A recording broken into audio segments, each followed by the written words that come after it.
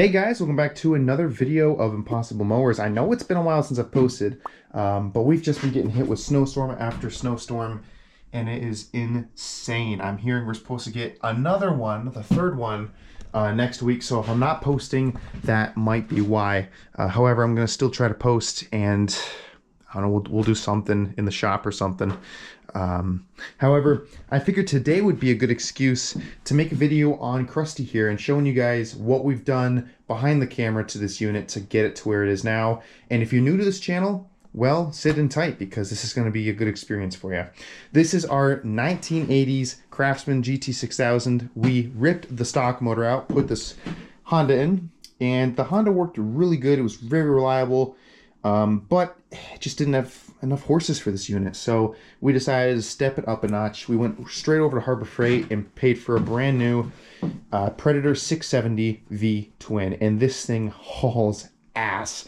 We have a pulley swap on this unit as well. We have a 6-inch pulley up front, and I believe, don't quote me on it, I believe we have a 9-inch in the back or a 10, somewhere around there. I actually haven't looked under there myself. I'm only saying that because it goes just as fast as Chuck, if not a little faster, and Chuck has a 6-to-9 ratio. And don't worry, guys, we will be getting this back on the road this year. Famous last words. Anyways, we got this unit installed, and it sounds like a friggin' Harley Davidson. I'll leave a link in the description below for you guys to see the wheelie this thing did on our first test drive. It was insane. Check out the video, link in the description below. We put the motor in and we gave it a few test drives to find out that the front pulley here keeps walking off and, well, it's undoing itself. The key, because it's walking off, the key in the key shaft is going with it, knocking the pulley off, and then it just doesn't drive anymore because, you know, the key is there to provide grip for the pulley to spin on the crank. So we are in the middle of fixing that issue right now. However, we have had a good amount of issues with the belt. We tried using the stock belt and it just wasn't good enough. It kept slipping and it was either too big or too small. It was a really old belt. So we bought a brand new one here, and it might have been just a little too tight, so we have to actually go back to Tractor Supply and find one that's a little bit bigger. But we have been toying around with this unit. We've been testing out throttle linkage setups, different ways we can route the fuel system. We're still trying to figure that out. The fuel system on it is fine and it's very runnable right now, but it's very up and down. So we do want to try to figure this out. As you can see, the muffler system in here needs to get worked on. We were able to put in a not brand new, but a new used snowmobile exhaust tip right here, which we then we cut the tip off at the end and welded a different tip. As you can see under here, turn my lights on so you guys can see, and it's a Y pipe here. So it's for the V-twin, both pipes coming into one, which is honestly pretty cool.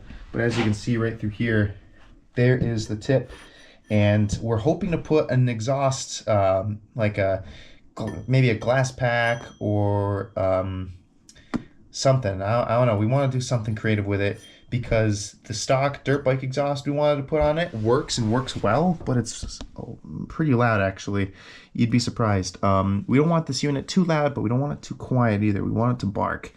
The other thing that we're also in the middle of doing right now is fixing this. You can see there's a lot of play there, and it's really not that big of a deal. It's just about tightening this bolt up. And then this bracket here is okay, but I mean, I'm not happy with the way it's wiggling right now. So I think definitely down the road what we're gonna do is fix that up and make that a little better. We're also gonna slap tire tubes in the rear because at the moment there's just way too much air holes in the tire. I don't know if it's from the rim or it's from the tire itself, but there's too much good tread on there just to waste it. So we're gonna tire tube it, the same thing we did with Chuck, and call it a day.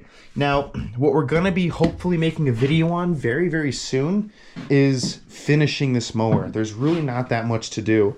All we have to do is fix the pulley from wandering off, which is just putting a spacer in the front and bolting it in, getting a new belt, and fixing the steering. those three things, and this thing's on the road. We're really, really coming close to the end here.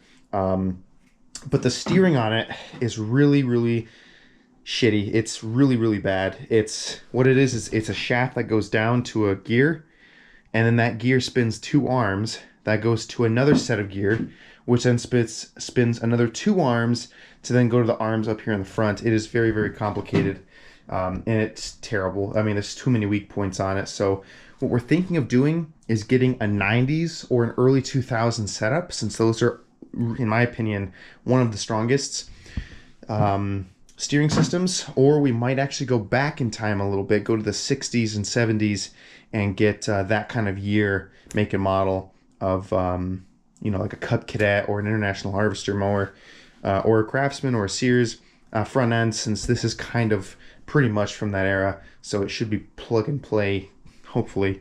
But all that just to say, the steering, and that's pretty much it. It's out of the shop. For test driving, the tires will hold. They'll hold air for about a few days, and then they go flat again. But Krusty here really doesn't need that much work, and I really can't wait to see this thing bark on the road this year. It's going to be awesome. I also have ordered, I'm collecting parts very little by little for Chuck here. I decided I might as well just do an overhaul on it and just bring it back to factory to a certain degree. What I mean by that is, you know, back in my younger days, I decided to mount a CB radio on this unit, and it was actually kind of cool. It's a Radio Shack CB, but you know, I don't like the way it sits. You know, the dash got ruined a little bit. It wasn't very good. So I'm gonna get a new dash for it. Keep this one for a spare, of course, because it's only like $30 on eBay used, and that's chunk change. So we're gonna get a new dash. We're gonna get rid of the steering system on here. I know I spent a lot of time and effort getting this steering system on, but the one problem that I have with the steering system is it works too well. It's to the point where every time the frame flexes, I'm losing a little bit of steering. The whole point of this was so that every time the frame or the axle articulated, the steering would follow with it and create a smooth ride. Only problem is, well, there's a few problems. One is I have the wrong steering system in the front of it, which is not helping. And then at the same time, it's just way too much to mess around with, and it's also causing problems for my pulley setup, which is the reason why the belt keeps getting knocked off the transmission like the 4th of July we had. So what we're gonna do is replace everything back to stock, but we're gonna keep the front end lift. We're gonna get new rears, we're gonna get new front tires, off-road style, we're gonna get bigger rims, we're gonna upgrade the clutch system, we're gonna probably weld on some frame supports, and we're gonna update the electrical system in this unit and call it a day. It sounds like a lot of work, but I promise you it really isn't. What does help is the fact that the transmission it doesn't leak, it's got a skid plate, and it's a lot more easier to work with. So because of that, it just makes work a little easier for me to do what I need to do to get this unit back on the road. And I'll probably keep the traditional throttle because I kind of like it. It's cool, you know. So I think that's pretty much it for today's video, guys. I really hope you enjoyed today's video. Please remember to like, comment, and subscribe. That's right, I'm talking to you right there. If you're seeing this, subscribe. If we hit 1,000 subscribers this year, we will be doing something pretty awesome. So don't want to say nothing, but you guys keep doing what you're doing. We very much appreciate the love and support you guys have on this channel. So keep it up. Let's keep going. If you want to see more of our content, check out the Instagram and Patreon links below. And without further ado, I hope you guys stay safe. I hope you all stay warm if you're in the New England area. And I'll catch you guys next time. This is Impossible Mowers out.